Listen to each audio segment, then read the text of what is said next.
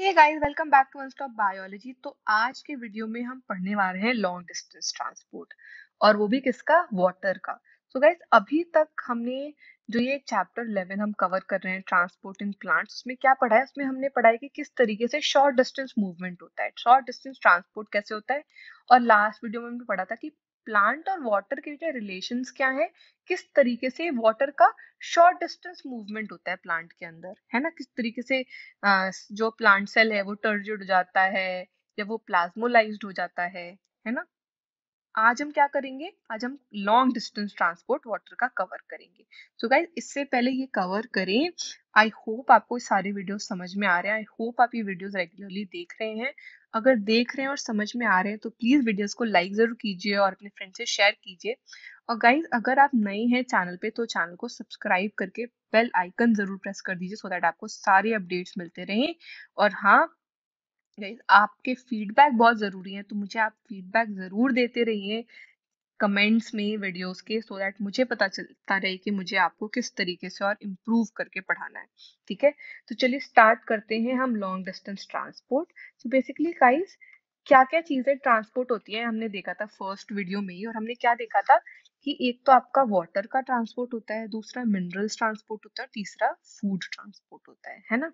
तो आपके ये जो वाटर मिनरल या फूड का ट्रांसपोर्ट है वो मास या बल्क में होता है। ठीक है, और जो आपका बल्क मूवमेंट है ना सब्सटेंसेस का, किसके थ्रू होता है?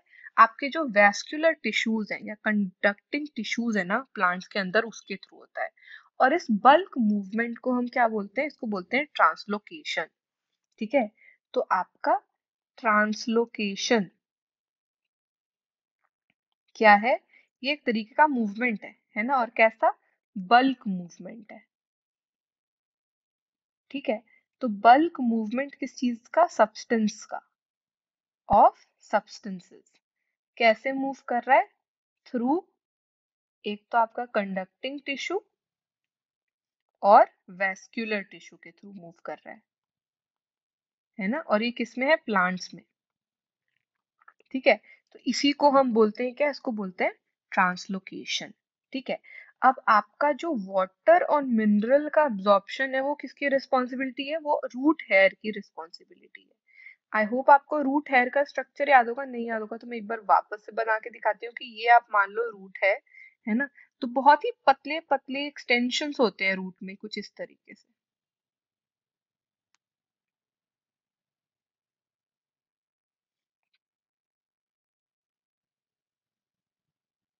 ठीक है, ये बहुत लंबे भी हो सकते हैं, ऐसे छोटे छोटे से भी हो सकते हैं, है ना।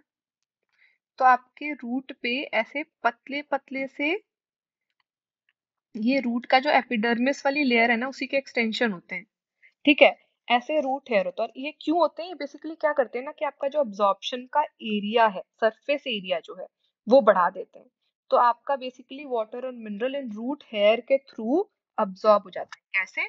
डिफ्यूजन के थ्रू।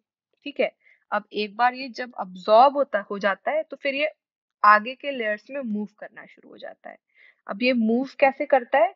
ये मूव करता है दो अलग अलग पाथवेज के थ्रू। पहला है एपोप्लास्ट पाथवे, और दूसरा है सिम्प्लास्ट पाथवे। ठीक है, अब देखते हैं पहले एपोप्लास्ट पाथवे क्या होता है। आपका एपोप्लास्ट पाथवे जो है उसमें जो आपके एडजेसेंट सेल वॉल होते हैं ना गाइस, ठीक है, वो क्या होते हैं? कंटिन्यूअस होते हैं पूरे प्लांट्स में, है ना। तो आपका जो सेल वॉल है ना उसके अंदर से मूवमेंट हो रहा है।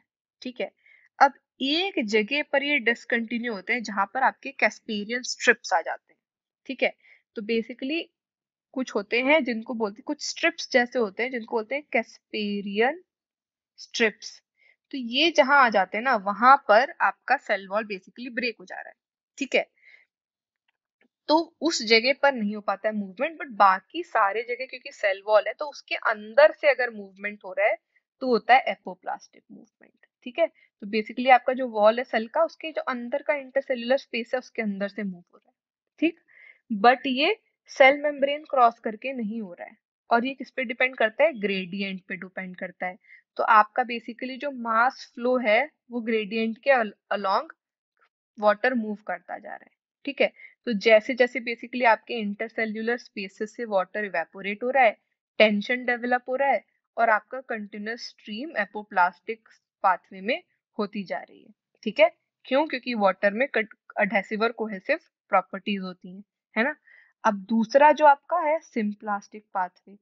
सिम्प्लास्टिक पाथवे में क्या हो रहा है कि आपके एडजेसेंट या नेबरिंग सेल्स बोल लीजिए आप, ठीक है, वो आपस में कनेक्टेड होते हैं, है ना, तो उनके प्रोटोप्लास्ट्स जो हैं वो कनेक्टेड होते हैं। ठीक, अब आपका बेसिकली ये इसमें आपका मेम्ब्रेन के थ्रू हो रहा है। ठीक है, तो बेसिकली आपके प्रोटोप्लास्ट्स के बीच में होता है प्लाज्मोडेस्मेटा। क्या होता है? प्लाज्मोडेस्मेटा। ठीक है, इस प्लाज्मोडेस्मेटा के थ्रू मूवमेंट हो रहा है। ठीक है, तो बेसिकली यहाँ पर सेल मेम्ब्रेन के थ्रू मूवमेंट हो रहा है और आपका पोटेंशियल ग्रेडियंट के अलोंग ही मूवमेंट हो रहा है।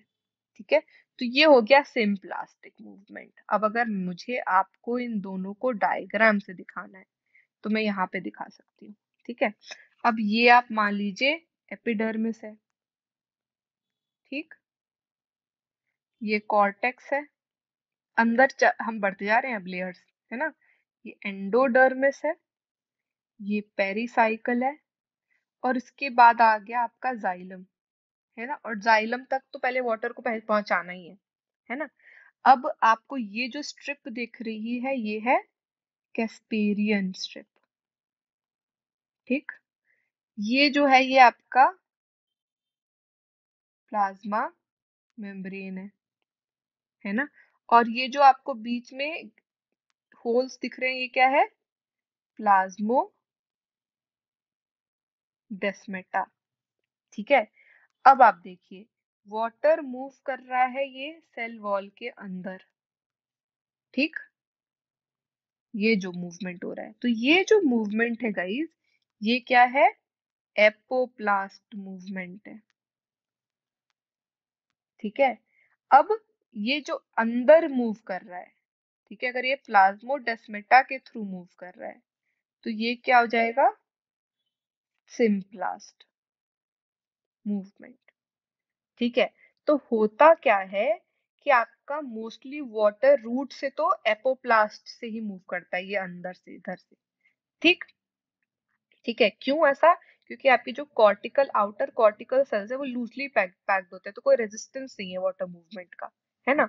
एक बार ये एंडोडर्मिस तक पहुंचता है ना, तो यहाँ पहुंचने के बाद मूवमेंट डिफिकल्ट हो जाता है। क्यों डिफिकल्ट होता है?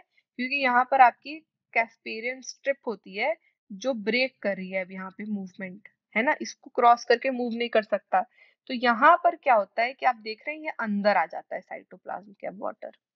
ठीक है, और साइटोप्लाज्म के अंदर आकर ये प्लाज्मोडेस्मेटा से मूव करना शुरू कर देता है। और इस प्लाज्मोडेस्मेटा से जो मूव कर रहा है इसी को हम क्या बोलते हैं? सिम्प्लास्ट मूवमेंट, है ना। और फिर आपका पेरिसाइकल में पहुंचता है, और पेरिसाइकल से जाइलम में वापस से एपोप्लास्टिक मूवमेंट ऐसे बाहर जो है इधर जाइलम में चला जा रहा है। ठीक है, तो आपका बेसिकली क्या हुआ कि सिम्प्लास्ट से मूव करा और फिर मेम्ब्रेन क्रॉस करके और जाइलम के सेल्स तक पहुंच गया। ठीक है, अब आपका जो रूट लेयर में मूवमेंट है ना, वो क्या हुआ? सिम्प्लास्टिक हो गई। एक बार जाइलम पहुंचा उसके बाद वो सेल्स के बीच में या दूर जाने के लिए फ्री है। ठीक, अब अगर यंग रूट्स हैं, ये याद रखिएगा, अगर यंग रूट्स हैं तो वाटर डायरेक्टली जाइलम में या ट्रैकिट्स में एंटर कर सकता है। ठीक, तो अब यहाँ पर अगर आप ये डायग्राम देख रहे हैं गाइस, है ना, अगर आप यहाँ पर ये डायग्राम देख रहे हैं तो बेसिकली आपको ये जो मूवमेंट रेड से दिख रहा है ये क्या है? सिम्प्लास्टिक है। ये सिम्प्लास्टिक पाथ है, और ये जो ब्लू वाली पाथ दिख रही है ये एपोप्लास्टिक पाथ है। ये एपोप्लास्टिक पाथ है। और एक बार मैं अगर आपको सारे लेयर्स बता दूं तो ये बाहर कॉर्टेक्स है ना, ये क्या है? कॉर्टेक्स है। ये स्ट्रिप जो आपको बीच में दिख रही है ऐसे करके एक, ये क्या है? कैस्पेरियन स्ट्रिप है ना। तो ये कैस्पेरियन स्ट्रिप है, इसके बाद आपका पेरिसाइकल है, ठीक, और अंदर आपका आ गया फ्लोएम, अंदर आ गया आपका जाइलम, है ना। और ये बाहर जो आपको एक ये लेयर दिख रही है, ये क्या है, एंडोडर्मिस की लेयर है, ठीक है। तो आप देख रहे हैं सिम्प्लास्टिक मूवमेंट तो सीधा अंदर अंदर से हो जा रहा है मूवमेंट, है ना, और पहुंच जा रहा है। इसमें क्या हो रहा है, ये पहले तो ये वॉल से होकर आ रहा है, होकर आ रहा है, होकर आ रहा है, जैसे ही कैस्पेरियन स्ट्रिप आ रही है उसके बाद ये सिम्प्लास्ट मूवमेंट में कन्वर्ट हो जा रहा है, ठीक है, और जाइलम तक पहुंच जा रहा है, ठीक है।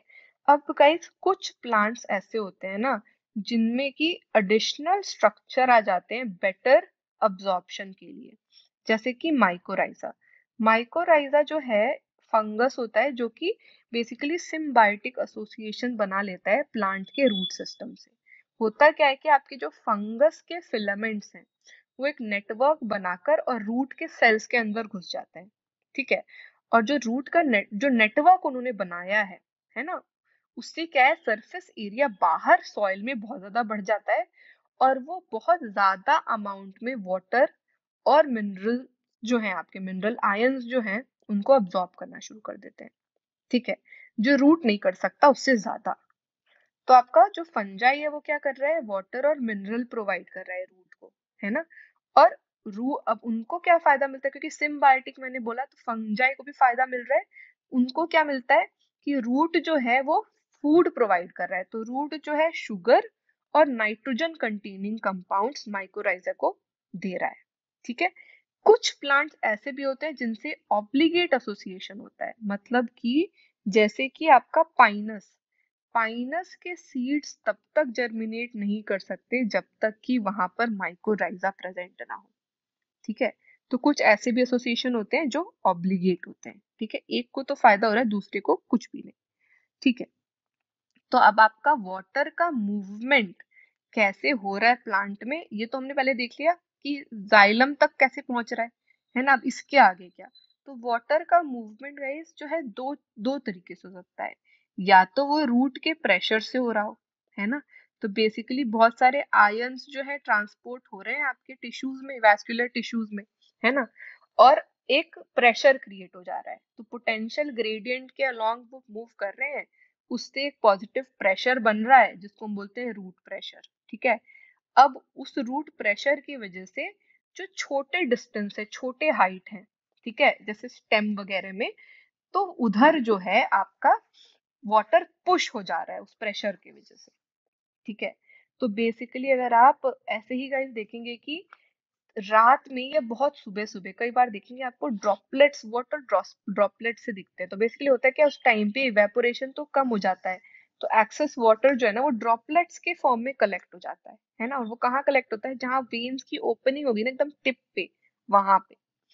ऐसे वाटर लॉस को हम क्या बोलते हैं, ऐसे वाटर लॉस को बोलते हैं गट्टेशन। तो जैसे ट्रांसपीरेशन आपका कैसे है, वाटर का लॉस इवेपोरेशन से, है ना, लीव्स के थ्रू इवेपोरेट हो जाता है वाटर।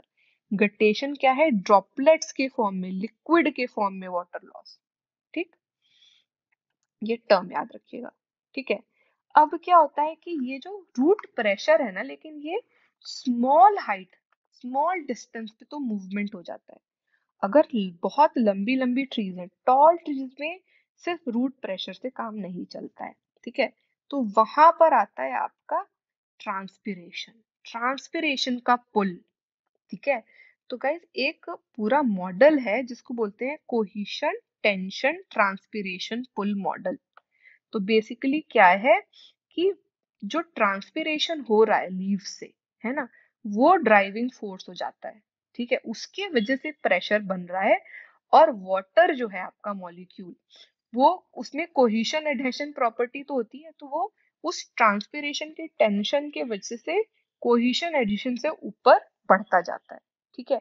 अब आप यहाँ पढ़िए क्या लिखा है, 15 metre per hour, 15 metre per hour तक जो है ये ट्रांसपिरेशन पुल से वाटर मूव कर सकता है, ठीक है।